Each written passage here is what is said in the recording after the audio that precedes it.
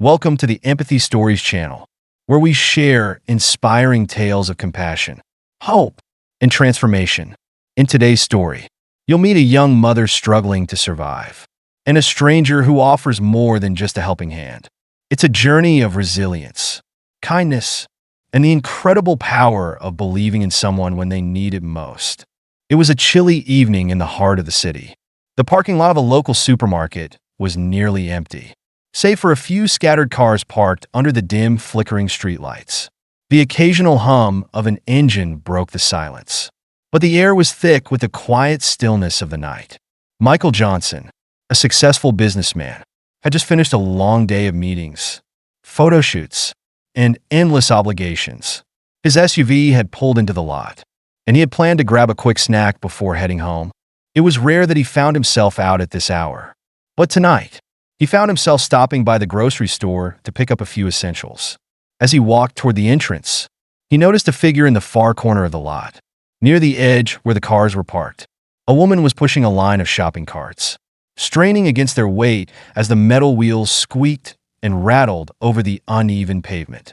Her movements were slow and deliberate, and there was an air of exhaustion about her. Michael paused for a moment, his eyes narrowing as he took in the scene. In the shadows of the dim streetlights, he saw the outline of a car, an old sedan with fogged-up windows, parked near the woman herself, dressed in oversized clothes, a jacket that was far too big for her, and jeans that looked worn and frayed at the cuffs. Didn't appear to notice him. Her shoulders were hunched forward, her body carrying the weight of both the cold and whatever burden she was grappling with. As she pushed the carts into place, she quickly wiped her hands on her jacket and turned toward the car, glancing over her shoulder in a way that seemed both cautious and weary. Michael's instinct kicked in. Something about the scene didn't sit right with him. He had seen many things in his life, but this was different. He hesitated for a moment, then made a decision. Instead of heading into the store as planned, he changed direction, heading toward the woman. "Excuse me," he called out softly, his voice low and calm. The woman froze mid-step, her eyes widening as she turned to face him.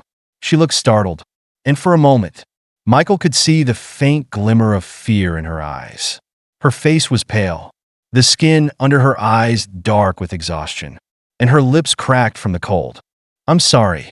I didn't mean to startle you," Michael said, stopping a few feet away from her to avoid crowding her personal space. "Are you okay?" She stiffened, her posture becoming defensive as she glanced away, trying to avoid his gaze. "I'm fine," she said, her voice too quick, too sharp. There was a nervous edge to it that Michael didn't miss. He glanced back at the car behind her. The faint glow of the light from inside caught his attention, and he could just make out the shape of a baby carrier in the back seat. His stomach tightened as he took in the image. He had been around long enough to recognize signs of struggle when he saw them. "That's your car?" he asked gently, his eyes still fixed on the vehicle. The woman hesitated for a moment, then nodded stiffly. "Yes," she answered, her tone still defensive, as though she were trying to hide something. Michael didn't press her further, but took a step closer, careful not to invade her personal space. He could feel the weight of the situation growing heavier, the desperation in the woman's eyes cutting through the layers of her defensive posture. "I don't mean to pry," he said slowly, his voice warm but firm. "But I've seen a lot in my time, and this doesn't seem right. Do you need help?" The woman's eyes filled with tears, but she blinked them away quickly. She shook her head, her voice trembling. "I'm fine," she said again, though the words came out as more of a whisper than anything convincing. Michael, sensing the internal struggle in her, took a step closer, trying to ease the tension. "Are you sure? Because it looks like you got a baby in there, and it's pretty cold tonight." That was when the woman finally broke down. Her shoulders slumped, and the weight of everything she had been carrying seemed to collapse all at once. She wiped away the tears that had begun to fall, her hands trembling. "I'm not fine," she admitted, her voice barely above a whisper. Michael felt his chest tighten. The words she spoke cut deeper than he expected, the vulnerability in her voice revealing a deeper story. "What's your name?" he asked softly. "Emily," she replied, her voice still shaky. "This is my son, Liam. He's 3 months old. Michael looked back at the car, his heart sinking as he saw the bundle of blankets in the carrier. Emily continued, her voice trembling with the weight of the truth. We've been living in my car for the past 2 weeks. I lost my job when I went on maternity leave. And his father, he left before he was even born. I don't have family nearby, and I couldn't keep up with rent. The shelters are full. And she trailed off, choking back a sob. Michael's chest tightened with the weight of her words. He had heard stories like this before, too many times, but seeing it firsthand was different. Emily wasn't just another statistic. She was a mother, a young woman who had tried to do everything right, only to have life push her down again and again. What about tonight? Michael asked gently. Where were you planning to sleep? Emily shifted uneasily, looking away, as if ashamed. In the car, she admitted softly. I keep it running until it gets too cold, then turn it off to save gas. I can't afford a motel, and even if I could, I'd be out of money by the end of the week. Michael exhaled slowly, trying to control the anger that was rising inside him, not at Emily, but at the world that had allowed her to fall into this situation.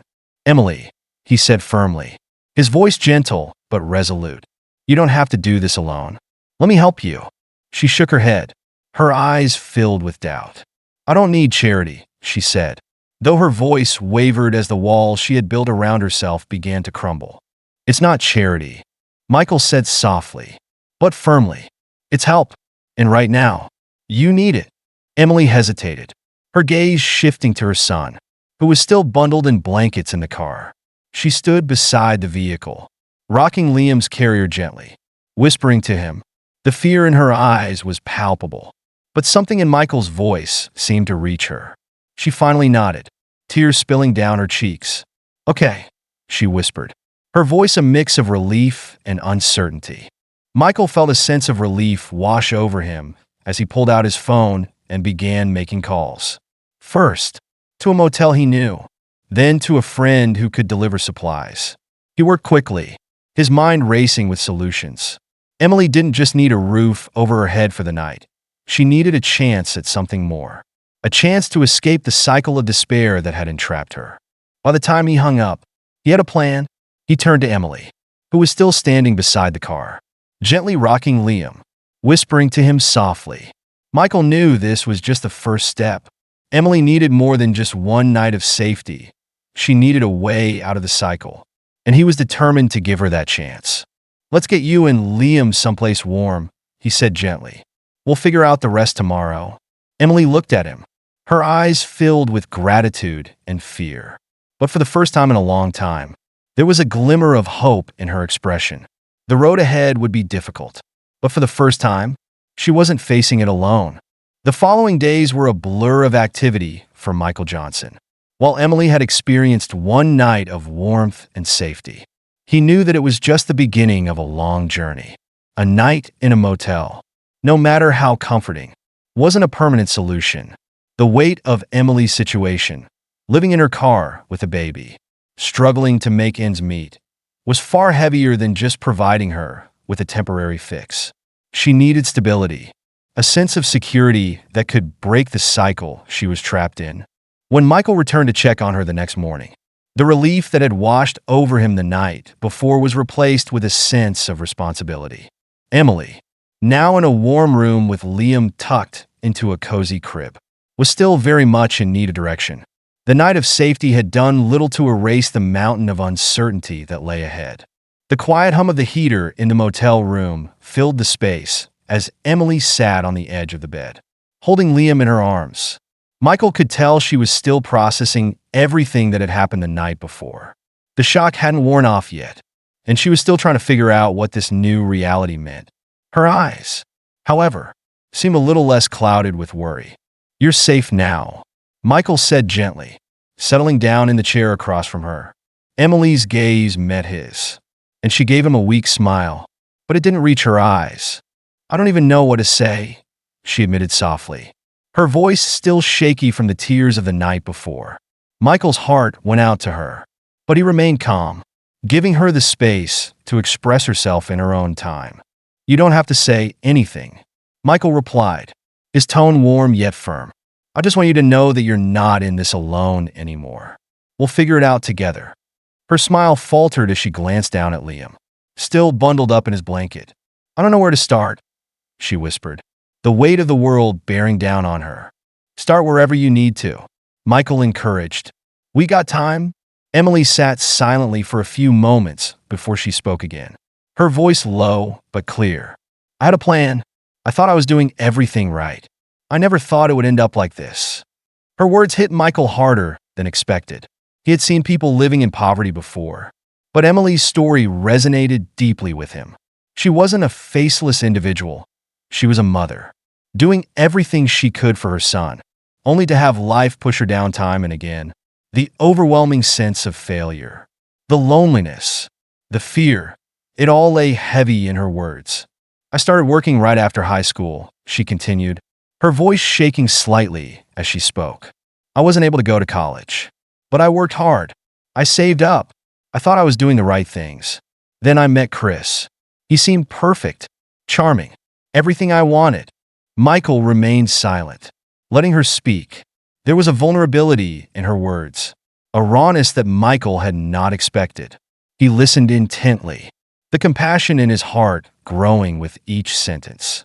"When I found out I was pregnant, everything changed," Emily continued, her voice cracking with emotion. "He started coming home late, spending money we didn't have, and then one day, he didn't come home at all." Michael's fists clenched, the anger rising within him. But he kept his composure. He couldn't let the frustration he felt cloud his purpose here. Emily needed understanding, not more anger. "I tried to keep working," she said, wiping away a tear. "But I got bigger, and my boss started asking how long I could keep working. And when I had Liam, they didn't give me any maternity leave.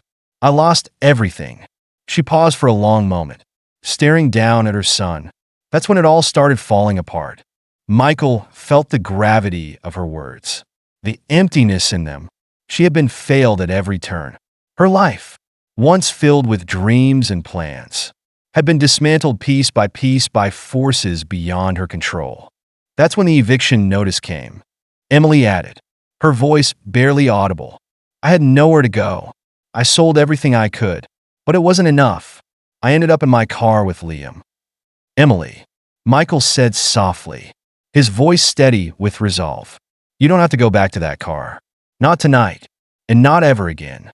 Emily looked at him, her expression a mix of gratitude and uncertainty. "But what happens after tonight?" she asked. "What if this is just another temporary fix? What if I can't make it work?" Michael shook his head, stepping closer to her. "This isn't just about tonight. This is a chance, and I'm going to make sure it leads to more than just survival for you and Liam. We're going to figure it out together." The promise Michael made that night wasn't just about a roof over their heads for a few days. It was about giving Emily the support she needed to rise above her circumstances, to break free from the cycle of poverty, and to create a new future for herself and her son. It was about long-term support, not just a quick fix. The next morning, after a peaceful night in the motel, Michael started making the necessary calls to help Emily get back on her feet. He worked with his foundation's team to secure emergency housing for her and Liam for 6 months. They provided food assistance, medical care, daycare for Liam, and other resources to help her rebuild her life. It wasn't charity. It was a chance for Emily to regain control of her life, to break free from the chains that had kept her in a cycle of despair. As the days passed, Emily began to show signs of hope she hadn't felt in months. The weight of fear and shame she had carried seemed to lessen with each new development. Michael continued to check in regularly, offering encouragement and support. He wasn't just providing material things. He was offering something much more valuable, the belief that Emily could thrive, not just survive. But Emily's journey wasn't without its doubts. She had been let down too many times before to trust easily. As she navigated the new assistance program, the fear of it all falling apart never left her. But Michael remained her steady anchor, reminding her with each visit that she wasn't alone in this. One afternoon, after she had settled into her new apartment, Michael arrived with a small surprise. "I've got something for you," he said, handing her a set of car keys. Emily's eyes widened. "A car?" she asked in disbelief. "It's not brand new," Michael said with a smile, "but it's reliable. No more worrying about gas or breakdowns. It's yours." Tears welled up in Emily's eyes, and she couldn't find the words to express her gratitude. Michael's actions spoke louder than anything she could say. He had given her more than just a car. He had given her a chance at a new life. And as the days turned into weeks, Emily began to rebuild her life. With Michael's help, she found a new job at the grocery store where she had once worked. And this time, she had the support she needed to succeed. She started taking night classes in accounting, determined to provide a better life for Liam. 1 year later, Emily stood at the front of a room full of people at a charity event hosted by Michael's foundation. Liam, now a lively toddler, sat in her lap as she shared her story with the crowd. "I didn't think anyone would help me," Emily said, her voice steady despite the emotions threatening to rise. "But someone did, and because of that, my son and I have a real chance. I'll never forget what Michael did for us, and I promise to keep paying it forward." The room erupted in applause, but Michael simply smiled, nodding as if to say, "I knew you would." As the months passed, Emily's life transformed in ways she had never thought possible. She had a routine now, something stable to wake up to each day, a job she loved, a warm home to return to, and a sense of security that came from knowing that her and Liam's future wasn't clouded with uncertainty anymore. The sense of panic that had once dominated her every waking moment slowly began to fade. She no longer had to worry about the car breaking down or how she would afford another meal. But Emily knew that none of this would have been possible without Michael's unwavering support. He had shown her what true generosity looked like, not just through his actions, but through his belief in her potential. He had given her more than a roof over her head and a warm meal. He had given her hope, and that hope had allowed her to rebuild her life piece by piece. Still, Emily couldn't shake the feeling that there was something more she needed to do. She had been the recipient of kindness when she was at her lowest point, but now that she was on her feet again, she wanted to make sure that others who were struggling could find the same support she had. She knew what it felt like to have the world turn its back on you and to be stuck in a situation where every day felt like an uphill battle. One afternoon, while Emily was taking a break at her job at the grocery store, she glanced around at her co-workers. Some were cheerful, some were quiet, but all of them had their own stories, their own battles. She couldn't help but wonder how many of them had struggles that no one knew about, struggles like hers, ones that they kept hidden behind a facade of normalcy. That's when she knew what she had to do. She had to be the person who reached out, just like Michael had done for her. She had to be the person who showed others that they weren't alone, that someone cared, even when they felt invisible. A week later, Emily found herself sitting in a small meeting room, the same room where she had once felt defeated and afraid. This time, however, there was a different energy. She was there to speak to a group of people who, like her, had been struggling. The local shelter was hosting a community event to help people in need, and Emily was invited to share her story. It wasn't something she'd ever thought she'd do, but Michael had encouraged her to use her voice, to show others what was possible even when everything seemed impossible. As she stood in front of the group, her heart pounded in her chest. She had always been the quiet one, the one who kept her struggles to herself. But now, standing here, she realized that her story was not just hers to carry.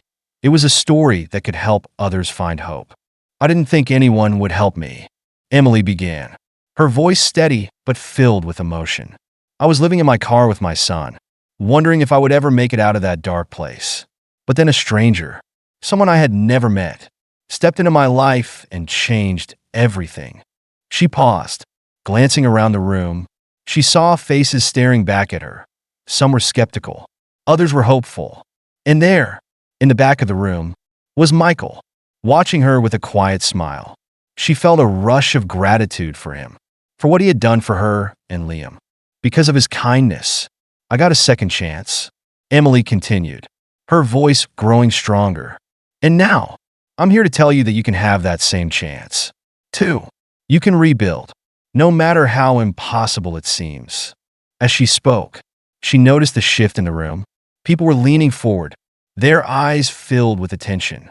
Emily knew that they were hearing her words, feeling the truth of what she was saying. She was living proof that even in the darkest of times, there was hope. The event ended with applause, but Emily knew that the real change was just beginning. She had shared her story, but it wasn't just about her anymore. It was about everyone in that room, about the people she could help by simply showing up and being there for them. A few weeks later, Emily received a call from the shelter. They were starting a new mentorship program for people transitioning out of homelessness, and they wanted Emily to be one of the mentors. She couldn't believe it. From the woman who had once felt invisible and hopeless to someone who was now being asked to help others, she had come full circle. The first time Emily met her mentee, a young woman named Sarah, she was nervous. Sarah's situation wasn't much different from Emily's had been. She was a single mother, struggling to make ends meet, and her life felt like it was falling apart. Emily saw so much of herself in Sarah, the same fear, the same desperation. But Emily also saw something else, strength. She saw the same potential that Michael had seen in her, and she was determined to help Sarah see it too. As she spent more time with Sarah, Emily found herself growing in ways she hadn't expected. She learned that helping others wasn't just about giving them a place to stay or a meal to eat. It was about showing them that they were worthy, that they mattered. It was about offering them the same kind of support and encouragement that she had received from Michael. One afternoon, as they sat in a small cafe, Emily and Sarah were talking about their dreams. Sarah had mentioned wanting to go back to school and become a nurse. Emily's heart swelled with pride as she listened to Sarah speak. She had been so lost in her own pain that she hadn't realized how much strength she had in her. And now, Sarah was starting to find it too. "You can do it," Emily said, her voice firm with conviction. "You deserve more than just surviving. You deserve a chance to thrive." That day, as Emily watched Sarah leave the cafe with a renewed sense of purpose, she knew that paying it forward wasn't just a phrase, it was a way of life. It was a promise to make the world a little bit better for someone else, just as Michael had done for her. Emily's life wasn't perfect, and there were still challenges ahead. But now she had something that would carry her through, the knowledge that her story had the power to change lives. And just as Michael had helped her, she would continue to help others, paying forward the kindness and support that had once been offered to her without hesitation. And so, Emily's journey continued, not as someone who had simply survived, but as someone who was determined to ensure that others didn't just survive either. She had learned that no one should have to go through life alone, and with the strength and support of a community, anything was possible. In this story, we see profound lessons reflected through each character, particularly Emily, Michael, and Sarah. Emily's journey teaches us the power of resilience and the impact of receiving help when we least expect it. From a woman living in her car, overwhelmed with despair, she rises to build a life for herself and her child. Her growth is fueled by the kindness of Michael, a stranger who becomes her mentor and unwavering support. The lesson here is that everyone, no matter their circumstances, deserves a chance to rebuild their life. And sometimes, it just takes one person to believe in us to make that happen. Michael embodies the essence of generosity and empathy. He sees a person in need and responds not with pity, but with a commitment to help. His actions go beyond temporary relief. He provides long-term support, showing that true compassion is about lifting others up, helping them not just survive, but thrive. His belief in Emily's potential and his consistent encouragement changes the trajectory of her life, teaching us that helping others rise should never come with an agenda or expectation of something in return. Lastly, Sarah's story highlights the importance of mentorship and paying it forward. Through Emily's guidance, Sarah finds her strength and begins to envision a better future. Sarah's transformation shows us that support isn't just about meeting immediate needs, but helping someone envision and achieve a brighter tomorrow. In this, we learn that the cycle of kindness and empowerment is what leads to lasting change. Each character teaches us that strength, empathy, and community are the building blocks of transformation. Whether you're the one in need or the one offering help, the lesson is clear. Lifting each other up is how we all rise together. Thank you for watching this powerful story. We hope it moved you as much as it moved us. Remember, small acts of kindness can create a ripple effect that transforms lives. Don't forget to like, share, and subscribe for more stories that inspire change and spread empathy. Together, we can make the world a better place.